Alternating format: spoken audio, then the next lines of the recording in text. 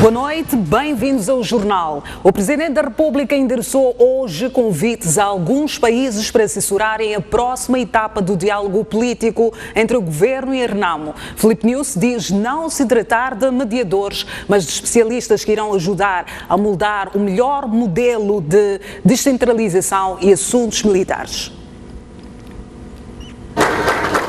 Em dia de festa de aniversário, Filipe Nunes esteve na sede nacional da Frelimo para, junto de membros a vários níveis, assinalar a data.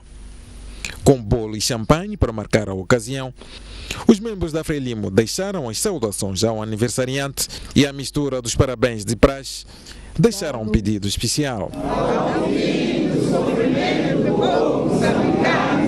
Depois de ouvir os votos endereçados, Nunes abriu a página para anunciar mais um detalhe da próxima etapa do diálogo político, que apesar de não ter mediadores, vai, afinal, contar com especialistas internacionais escolhidos pelo Governo e pela Renamo.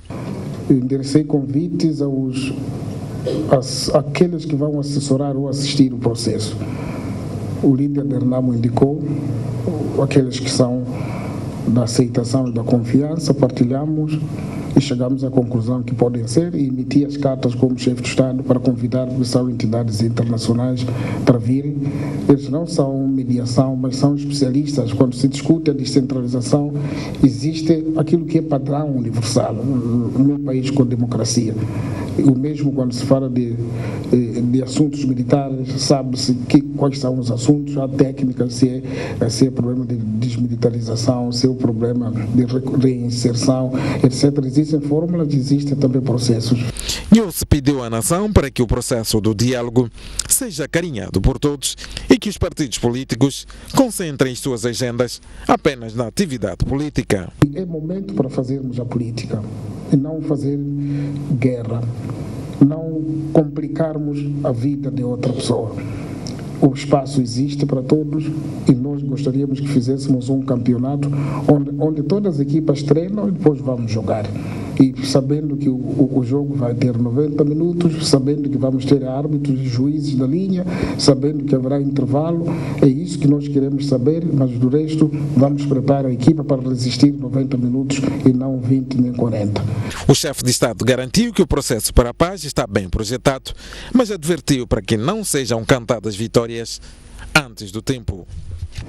O que temos que fazer agora é alimentar este processo. Alimentar significa tornar seguro, tornar mais fiável, porque se não fizermos isso, se estivermos na posição de olheiros, observadores, poderemos não ajudar o processo. Por isso é tão difícil e é bom não cantarmos vitórias que não há, porque as vitórias verdadeiras significam o povo ter certeza que não há meta para poder viver em paz. Ninguém pode investir sabendo que em 60 dias a minha machamba pode não existir. São declarações feitas no dia em que o Presidente completa 58 anos. Os membros do Conselho de Ministros saudaram Filipe Nunes pela passagem em mais um aniversário natalício. Na ocasião, Nunes prometeu tudo fazer para devolver a paz efetiva no país.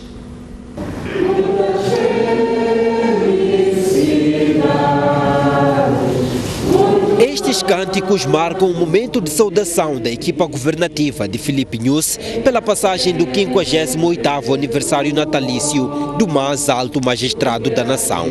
Um momento marcado também por um brinde, oferta de algumas lembranças como obras de arte e leitura de mensagens de encorajamento pelo trabalho desenvolvido na busca de consensos e paz efetiva no país, bem como o bem-estar do povo.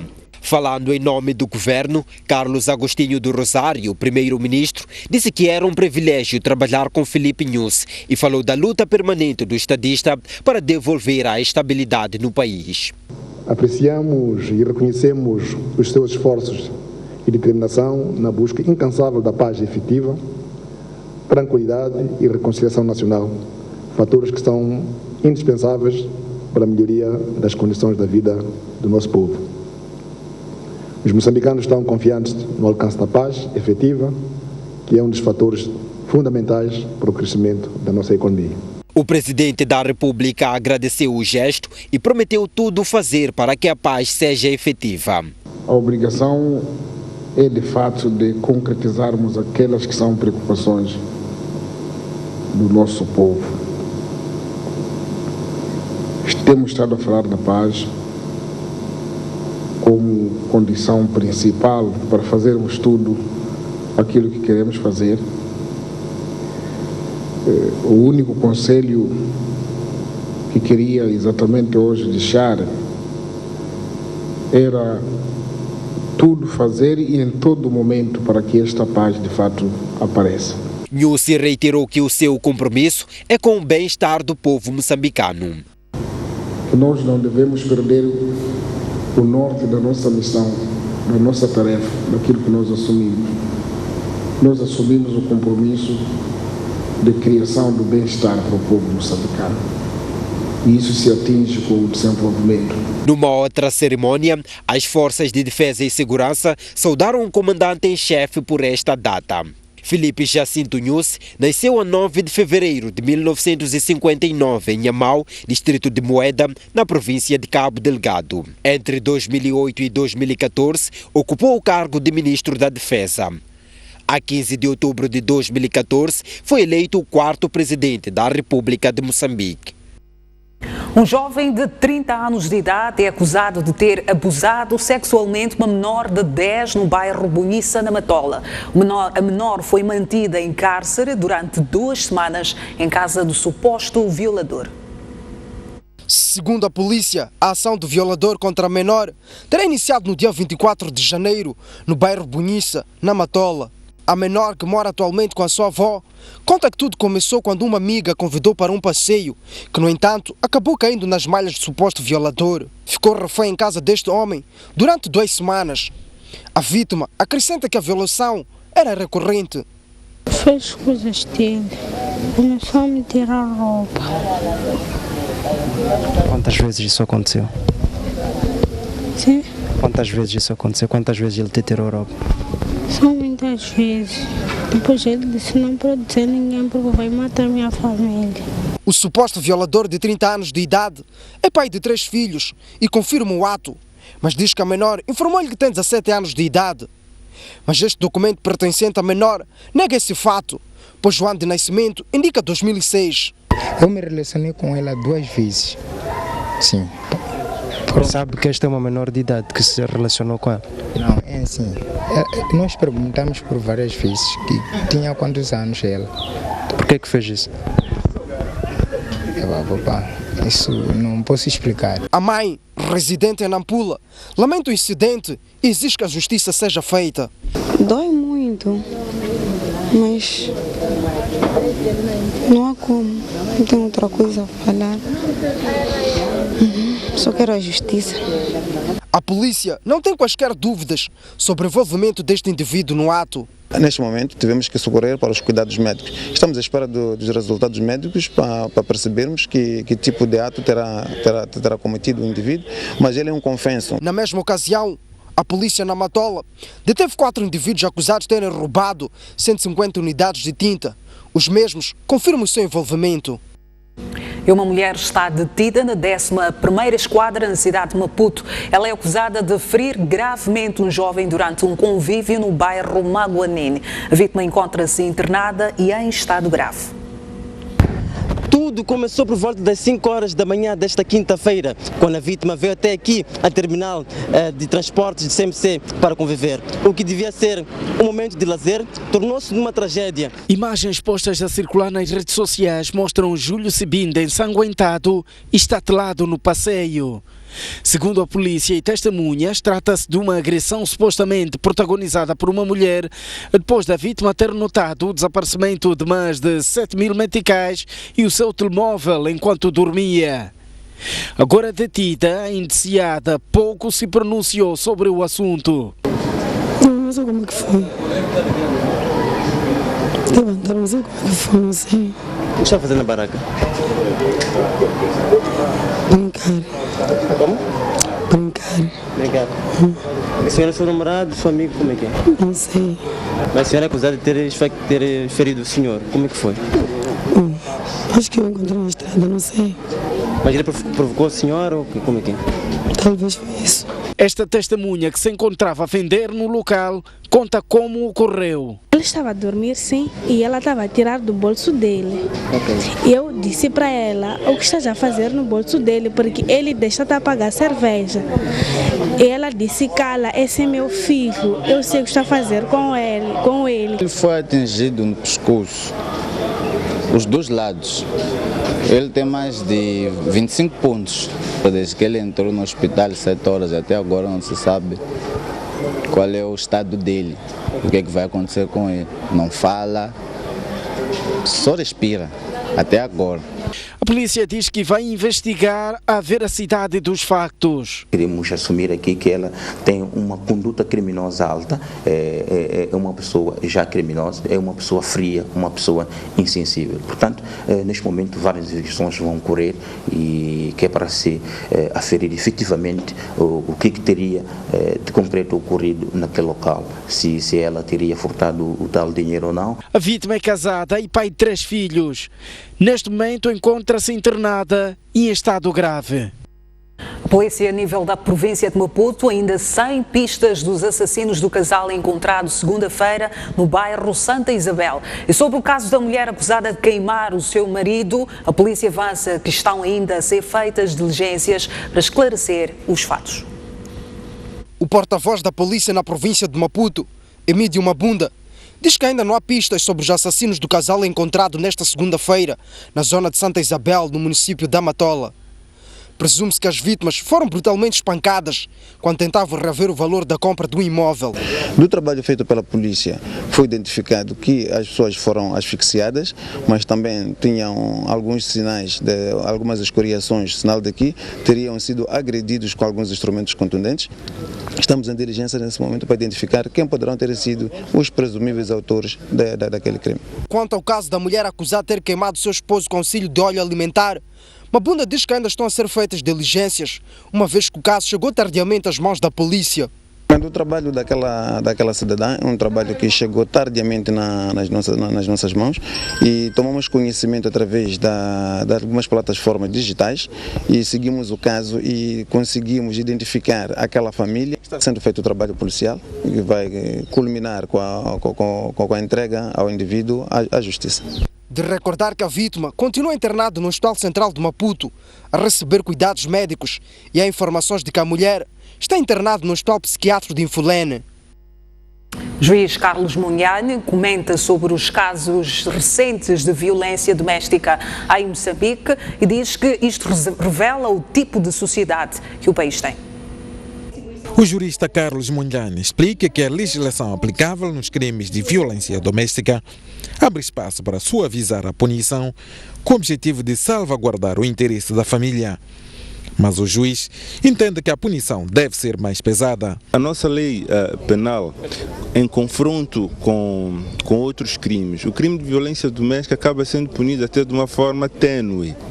E depois há um conjunto de medidas que estão estabelecidas na lei, como as que dizem respeito à aplicação de medidas alternativas, à pena de prisão, à suspensão da própria pena de prisão, tudo isto com vista a salvaguardar os interesses da família. Mas nós nunca podemos pretender salvaguardar o interesse da família, quando a própria família já é uma entidade em ebulição. Então, o Estado tem que ser muito mais forte, no sentido de punir severamente estes atos e procurar desta forma atingir a normalidade social. Ainda assim, o juiz entende que os últimos casos de violência doméstica revelam o tipo de sociedade que somos. A coisa boa da divulgação destes casos de violência doméstica é despertar em cada um de nós para a existência do fenômeno. Eu acredito que qualquer pessoa que toma conhecimento de casos de violência doméstica fica chocada, mas mais importante do que ficar chocada é refletir ela própria. Se ela não está a cometer esse tipo de atos, a partir do momento que ela lida com seu consorte, este conhecimento que nós passamos a ter sobre casos de violência doméstica, que todos os dias são ilustrados pela comunicação social, faz-nos despertar para uma outra fase que acredito que nós como sociedade vamos entrar agora, que é uma fase de terapia coletiva, em que nós, refletindo sobre a nossa própria postura, vamos estabelecer mecanismos de superação da violência doméstica. Carlos Munhane falava esta quinta-feira em Maputo, à margem do lançamento do livro intitulado Comunidades Costeiras, perspectivas e realidades. O caso do assassinato do juiz Denis Selica está arquivado. A Procuradoria da cidade de Maputo diz que expiraram largamente os prazos de instrução preparatória e não foram encontrados elementos de prova que levassem à continuação do processo. Depois do assassinato do juiz de instrução criminal Denis Selica, ocorrido a 8 de maio de 2014, a Polícia de Investigação Criminal foi confiada a missão de recolher elementos de prova para suportar o processo crime com vista ao esclarecimento do caso. 2 anos e 9 meses depois, a Procuradoria da cidade de Maputo emitiu este comunicado, onde anuncia o arquivamento do processo com os seguintes argumentos. Das diligências levadas a cabo no decurso da instrução preparatória com destaque para a recolha e análise de informação operativa especializada, requisição e junção dos exames tanatológico e balístico, análise de informações bancárias e do tráfego de comunicações, análise de imagens recolhidas em câmaras de vigilância colocadas em edifícios que se encontram no trajeto, que se supõe que a vítima tenha seguido até o local do crime, inquirição de declarantes e testemunhas, não se apurou quem foram os agentes do crime. A Procuradoria supervisionou as investigações e diz que pediu ajuda de peritos internacionais, mas também não foi possível encontrar os autores do crime. Foi ainda solicitada a colaboração internacional de entidades estrangeiras da África do Sul e de Portugal, que, no entender da Procuradoria, seriam referência na colheita de informação relevante em alguns telemóveis apreendidos e demais equipamentos apreendidos no âmbito da investigação, que igualmente não trouxeram elementos que permitissem identificar os autores do crime. Com os prazos de instrução preparatória largamente expirados e sem hipótese de produção de provas relevantes ao processo, o Ministério Público decidiu pelo seu arquivamento, mas sem prejuízo da sua reabertura caso surjam novos elementos de prova que invalidem os fundamentos ora invocados. Em Sofala, a polícia deteve várias pessoas acusadas de roubarem mercadorias de caminhões em marcha para o Porto da Beira. Durante operações criminosas, pelo menos 2 pessoas já morreram atropeladas por caminhões nas últimas 2 semanas. Assaltos a caminhões transportando produtos alimentares na rua Cruz Gomes, mesmo a entrada do Porto da Beira, no bairro da Munhava, tendem a atingir níveis preocupantes, tal como aconteceu na madrugada desta quinta-feira, segundo conta este agente de segurança que teve de usar uma arma para dispersar os assaltantes. Nós escoltávamos 4 caminhões carregados de milho, saía do Porto da Beira. Ao ultrapassar a linha férrea, apareceram indivíduos, mais ou menos um número, se não passa a ideia, eram 20 ou 30 homens armados, ferros, pedras, blocos, bateram no taipalo, o taipalo abriu-se e todo o produto começou a se entornar para o chão. Alguns subiram lá no caminhão para tirar o milho e quando nós vimos isso acontecer, primeiro dei um tiro para cima. Mas os indivíduos não quiseram fugir, não se renderam, daí eu disparei para eles. Mesmo assim, os assaltantes continuaram roubando o milho e um deles foi atacar este agente. Pegou a minha camisa, a minha farda, empurrou-me, eu caí do caminhão, caí do carro da escolta, que reforçava a escolta, e eu levantei-me, continuei disparando contra eles. Eles conseguiram fugir, mesmo feridos, fugiram. A maior parte do produto os assaltantes levaram com eles. 3 dos supostos assaltantes foram detidos, incluindo esta senhora. 2 dos feridos e detidos negam seu envolvimento no roubo. Esta senhora alega que, na companhia de seus familiares, seguia pela madrugada para um hospital e que viu os outros acusados a roubarem milho na companhia de outras pessoas que fugiram. Eu vou sair em casa, eu vim no hospital, depois aí aqueles jovens estavam a atacar aqueles carros aí.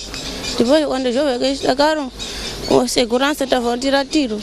Logo, quando eu tirei tiro, eu assustei-me e bati com a linha feira. Este jovem diz que caminhava para sua casa depois de ter consumido bebidas alcoólicas com um grupo de amigos. Eu logo ouvi tiros, a segurança dar tiros. a dar tiros mesmo.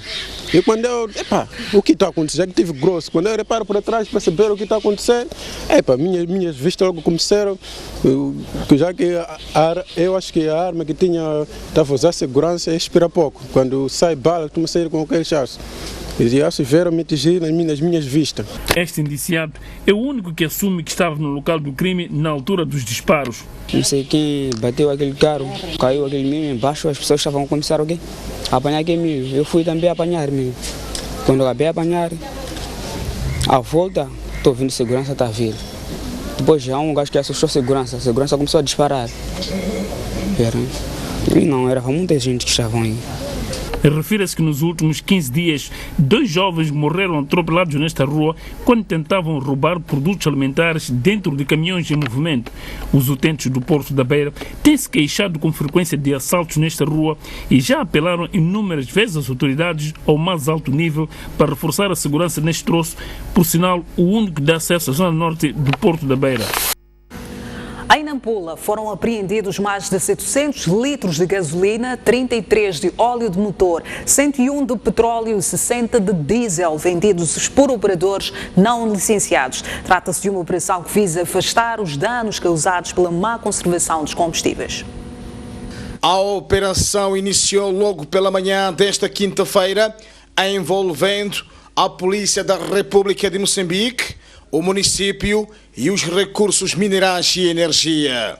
De acordo com a PRM, a ação tem em vista desencorajar a venda ilegal e, desta forma, evitarem-se os males causados pela má conservação dos combustíveis. Este trabalho incide sobre a venda ilegal do combustível e tem em vista evitar os males causados pela má conservação dos combustíveis, assim como os perigos causados pela falta de observância de todos os elementos de segurança exigidos no manuseamento desse combustível. Portanto, deste trabalho culminou com a apreensão de 732 litros de gasolina, 133 litros de óleo de motor, 101 litros de petróleo e 60 litros de diesel. O local, portanto, licenciado para a venda do combustível são as bombas de combustível e, no entanto, todo aquele que for a fazer a venda sem, portanto, estar licenciado para o efeito, no entanto, incorre para a comercialização ilegal desse produto. A ação não caiu bem aos olhos dos revendedores que exercem aquela atividade ao longo das ruas desta urbe, os quais defendem ser esta a única fonte de rendimento para o sustento das suas famílias. A gente compra combustível para se sustentar em casa. Agora estamos a ver as pessoas estão se recolhendo. Qual é o objetivo? Como é que vamos viver assim? Nós queremos saber os porquês que estão a levar combustível aqui para lá na cidade. E nós comemos. O polícia acertou aquele senhor ali, levou uma garrafa ali, está a pingar ali.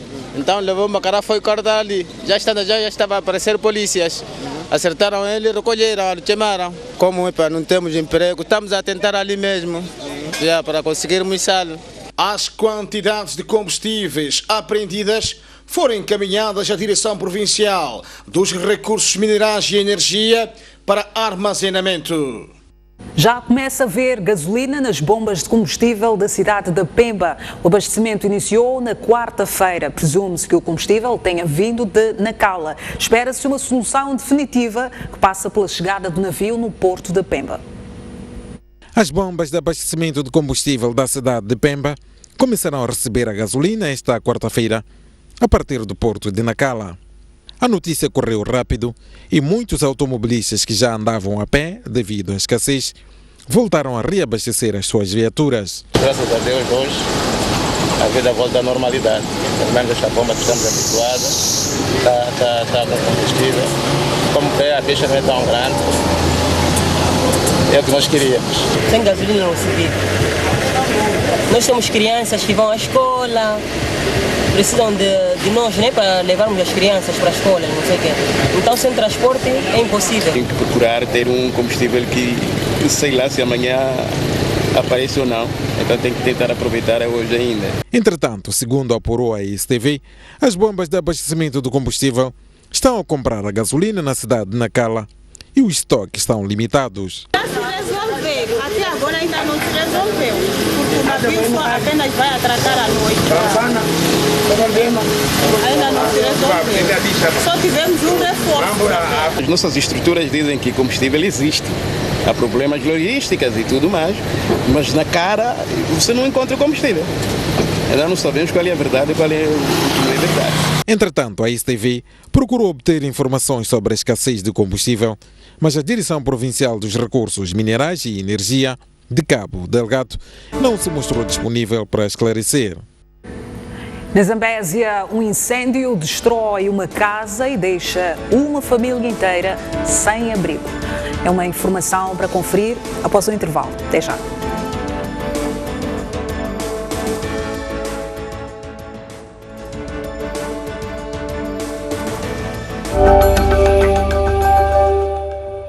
Ingadibale negaya Moçambique. Ingadibale negaya Moçambique. Sim, somos Moçambique. Somos com orgulho que quase não cabe no peito. A nossa história muitas vezes confunde-se com a história do nosso país. Afinal, nascemos e crescemos com o sonho e o suor necessários para todos nós moçambicanos.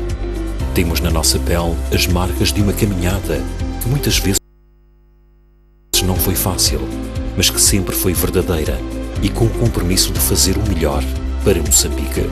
Sentimos-nos parte integrante da história de vida de cada moçambicano. Os principais protagonistas para as nossas histórias. Histórias onde cada sorriso, cada lágrima, cada laço amoroso, cada notícia, cada momento, tudo nos inspira para continuar a produzir, para fazer uma TV cada vez melhor para o nosso país. Temos o prazer de entrar em casa de cada moçambicano, do litoral ao interior, da capital às zonas rurais. Entramos e contamos histórias, histórias reais, histórias fictícias. Regamos os sonhos, expomos realidades, vivemos Moçambique. É através desse prazer de contar histórias que nos sentimos parte integrante de uma revolução. Na verdade, uma evolução vivida pelo nosso país nos últimos anos. Assim somos nós, uma emissora completamente engajada com a responsabilidade de levar Moçambique para Moçambique, Moçambique para o mundo e trazer o mundo para Moçambique. Somos o respeito pelas diferenças, somos a fauna, a flora, a cultura, somos a cara dos jovens e dos mais velhos, somos os homens e as mulheres, somos para ele, para ela, para eles, para todos. Temos no nosso DNA a força de um povo guerreiro, feliz e comprometido com o futuro, e isso faz toda a diferença. Reunimos os melhores profissionais com a tecnologia mais avançada para entreter, comunicar e ajudarmos na educação e na promoção da cidadania. Somos uma TV feita por moçambicanos. Somos uma TV feita para moçambicanos. O tempo continuará a passar e nós, na STV, estaremos sempre juntos convosco, pois ao longo destes nossos 15 anos de história ao seu lado, afirmamos com muito orgulho: somos todos Moçambique.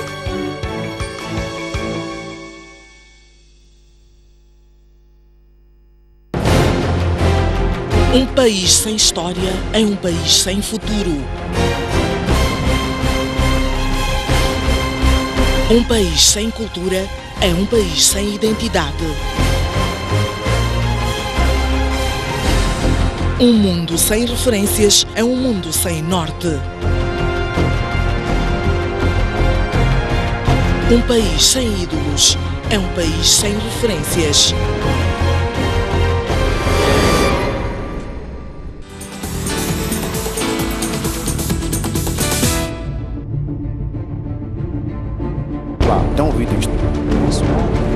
A quinta-feira, quinzenalmente, Olívia Massango dirige o Grande Entrevista. Como é que o presidente Samora lidou com o fracasso do socialismo? O presidente Samora Machel foi um dos primeiros a ver que é preciso ir de outra maneira, fazer de outra maneira as coisas. Julga ser este momento ideal para atribuir autonomia às províncias? Eu acho que esse debate devia ser feito no Parlamento, não é? O país precisa de uma governação capaz de resolver esses problemas básicos. Um Estado forte necessita de uma sociedade civil forte. O protesto social, pacífico, aliás, de opinião muitas vezes, é criminalizado, é vítima de violências. Isso não pode acontecer. Fazendo uma análise no pior cenário. No pior cenário, daqui a um ano não temos água, nenhuma. Questões que mexem com diversos setores da sociedade a serem respondidas pelas pessoas visadas. Em que é que se traduz este acarinhamento, este apoio ao setor privado? É correto que o governo, por exemplo, aplique sobretaxas a importação de um produto para proteger a indústria nacional. Isso não é possível. Eu tenho uma certa relutância em dizer o Estado ou o governo. Nós estamos a falar de pessoas. Que tipo de participação reivindicam no diálogo político? Uma participação igual. Grande entrevista, aqui.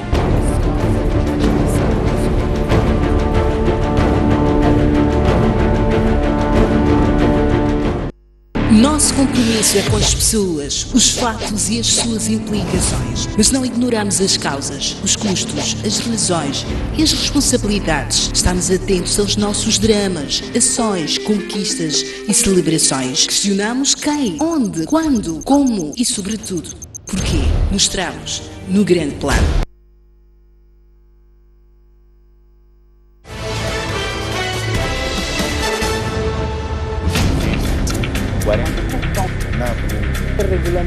Comece a semana informado sobre os direitos na aquisição de bens e serviços.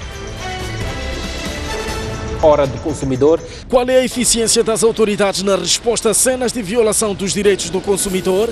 É uma realidade. Isto não é segredo para ninguém. Na função pública a corrupção é que reina. Mas a minha questão agora é: estou lesado porque fiquei todo dia sem trabalhar, porque a mesma operador tinha problemas técnicos. Quando a gente tem que reclamar, a própria burocracia não. Como agir perante flagrante quebra de direitos do consumidor? Nessas situações, qual é a garantia que é oferecer a lei? A própria lei estipula que quando o processo da adjudicação não lhe favorece, tendo os fundamentos, pode reclamar.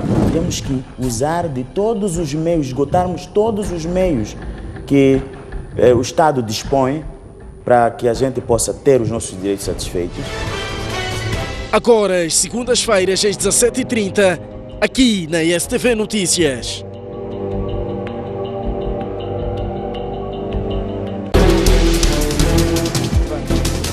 Combate ao crime é a palavra de ordem da chegada do líder da RENAM à cidade portuária de Natal. Davis Mango deixou ficar as seguintes considerações. A partir da cidade da Beira e com imagens de Manuel Chicava. No interior desta viatura seguiam 4 ocupantes. Bairros periféricos das cidades de Maputo e Matola. A alma do magistrado calou-se precisamente neste local. As notícias do país cabem todas aqui. Já pode ler o jornal do País quando quiser e onde estiver. Quer saber como? O primeiro passo é ter a aplicação O País. Continua com dúvidas?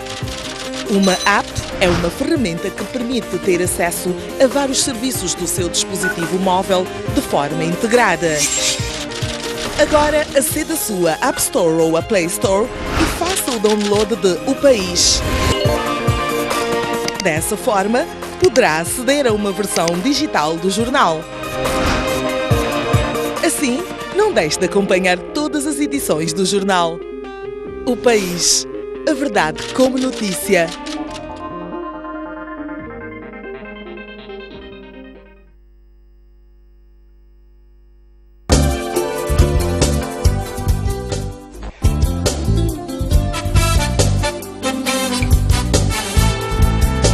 A Praia da Rocha localiza-se na cidade de Inhambane. Possui uma área de cerca de 26 hectares, com características invejáveis pela sua composição de recifes de corais, águas cristalinas, a fauna subaquática e é conhecida pela sua população de raias.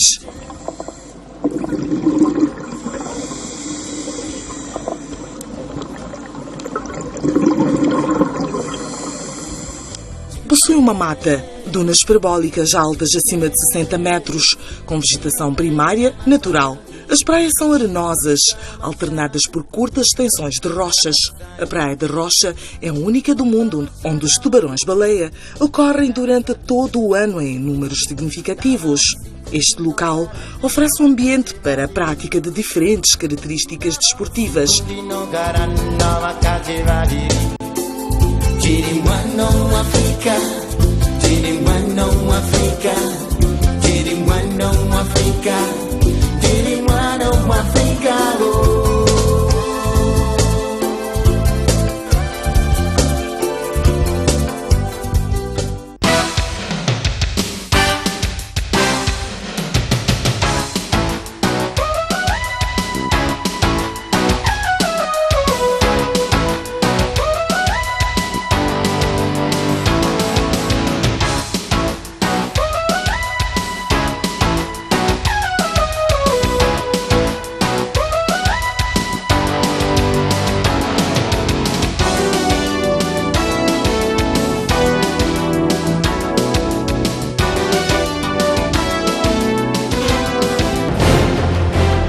Um país sem ídolos é um país sem referências.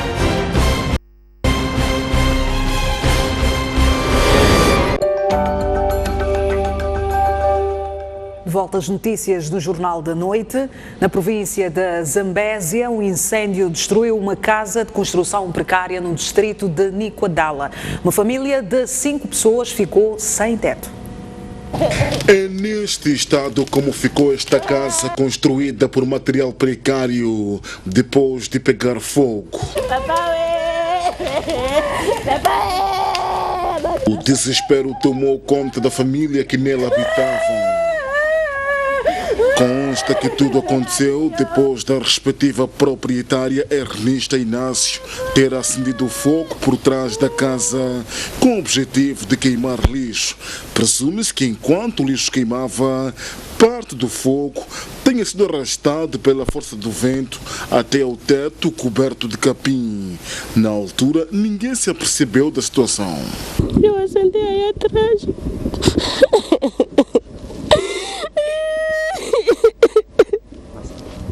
Eu deixei aí atrás e não comecei a ir na montanária.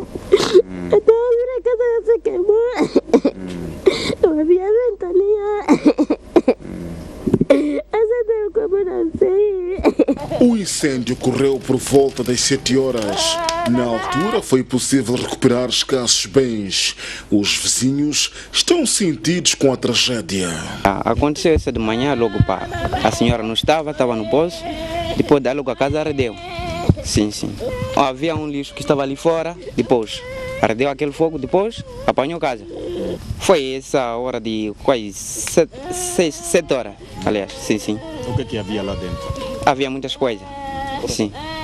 Cama, comida, tudo estava ali na casa. Okay. Sim. Refira-se que neste incêndio não houve registro de vítimas humanas.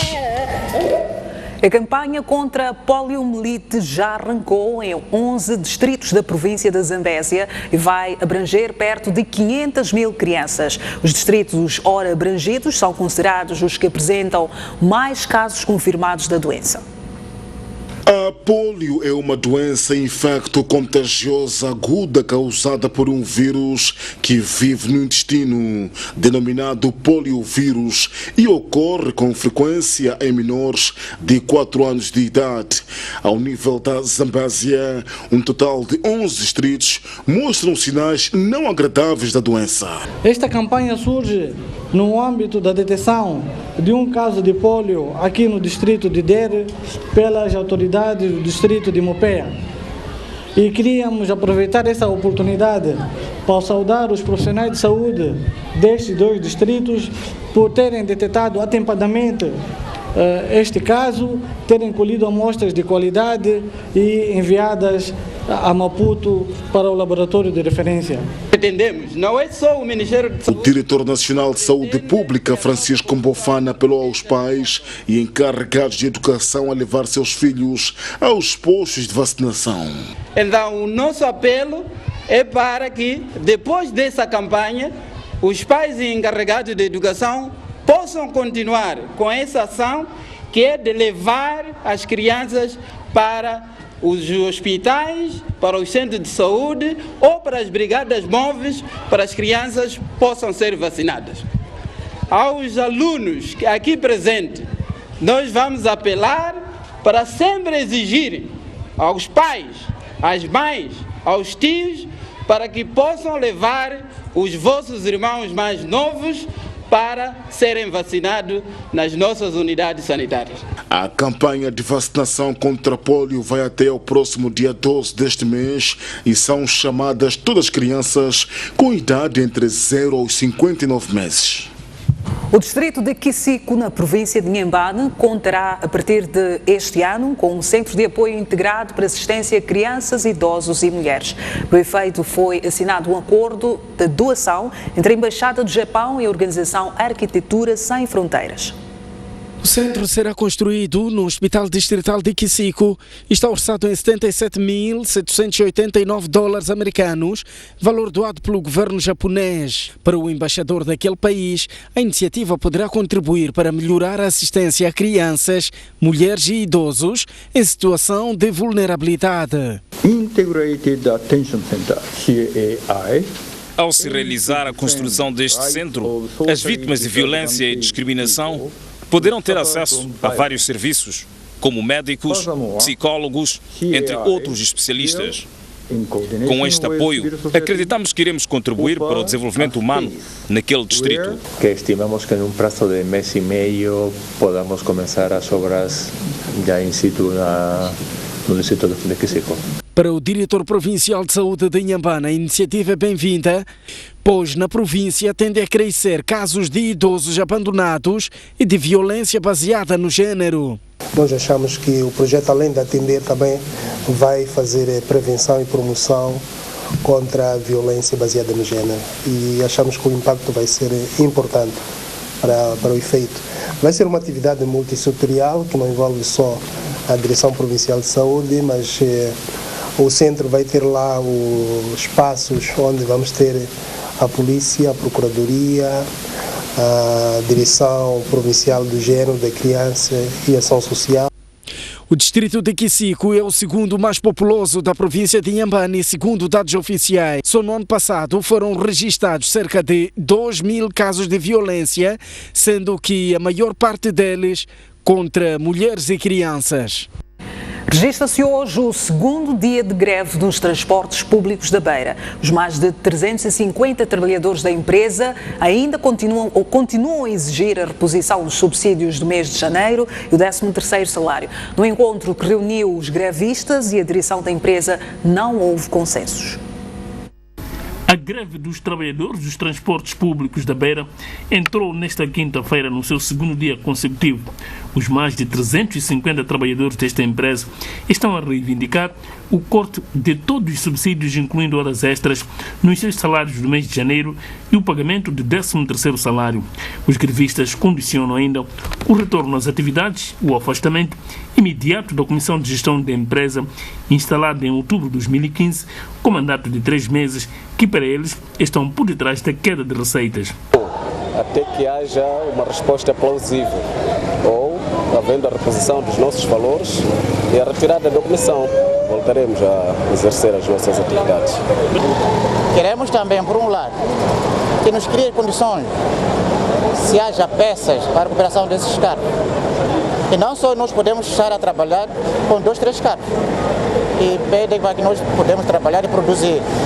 Que produção nós podemos fazer com 2 carros? Os trabalhadores dos transportes públicos da Beira estão cientes do embaraço que a greve está a criar na cidade. Sim, sabemos que de facto estamos a criar transtorno aos nossos utentes, Beira, Mutua ou vice-versa, em outras linhas. Mas na situação em que nós nos encontramos, as condições não estão criadas, não é? Para exercermos as atividades com dignamente. Somos fazedores de dinheiro, não somos respeitados, somos abusados e ameaçados de perder o emprego. Mas nós estamos a exigir o que é nosso de direito, trabalhamos para ganhar esse dinheiro. Crianças estão sendo devolvidas na escola por falta de uniforme. Então a situação é essa, que resolve. Também podemos resolver situações diferentes em casa. Nós somos pessoas que temos família também, que olha por nós. E nós despedimos todos os dias neste caso. Até que estamos a ir trabalhar, para no fim do mês ter alguma coisa para sustentar as nossas famílias. Chega o fim do mês e diz não há nada, porque você não está a produzir. Mas a gente tem 130 milhões por dia aqui nesta empresa. É possível. E eles já receberam nosso dinheiro aqui. Esta manhã, a Comissão ad hoc dos Trabalhadores esteve reunida com a direção da empresa e a OTM Central Sindical, mas até o fecho desta nota de reportagem ainda não havia consensos.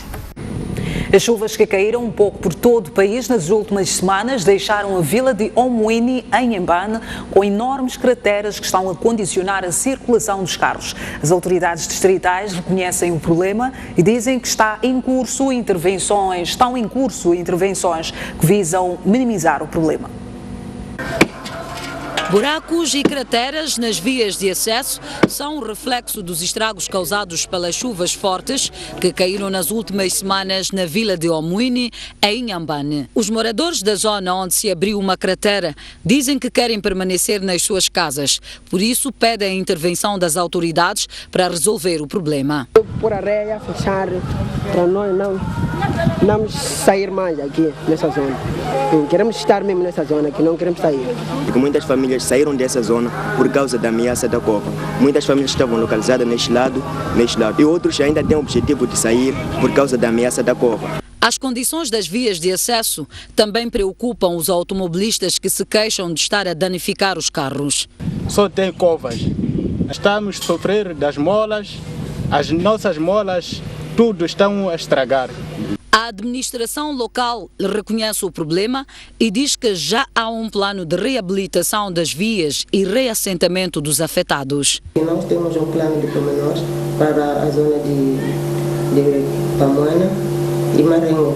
Essas pessoas vão ser reassentadas lá. A STV captou o momento em que alguns técnicos faziam algumas intervenções nas vias degradadas, tendo constatado que, para além das enormes crateras, a vila de Omuini está cheia de capim e lixo nas vias de acesso.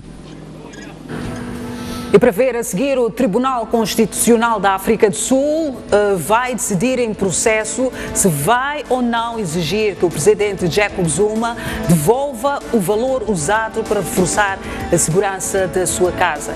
Dizer que neste momento o presidente Zuma está a ser ouvido pelo Tribunal Constitucional. É um assunto para após o intervalo, mas antes as previsões meteorológicas para as capitais provinciais do país. Temperaturas maioritariamente acima dos 30 graus e em todas as capitais teremos chuvas. Maputo, a máxima de 35, mínima de 25. Xaixai, máxima de 31, mínima de 23. Inhambane com 33, mínima de 22 graus Celsius. No centro, a cidade da Beira terá a máxima de 32 graus, mínima de 26. Chimoio com 29, mínima de 20. Tete com 33 graus, mínima de 23. E Climane com 34, mínima de 24 graus Celsius. No norte, a cidade de Nampula registará a máxima de 33, mínima de 22, 25, máxima e mínima de 17 para Lixinga e 31 e mínima de 25 para a cidade de Pemba.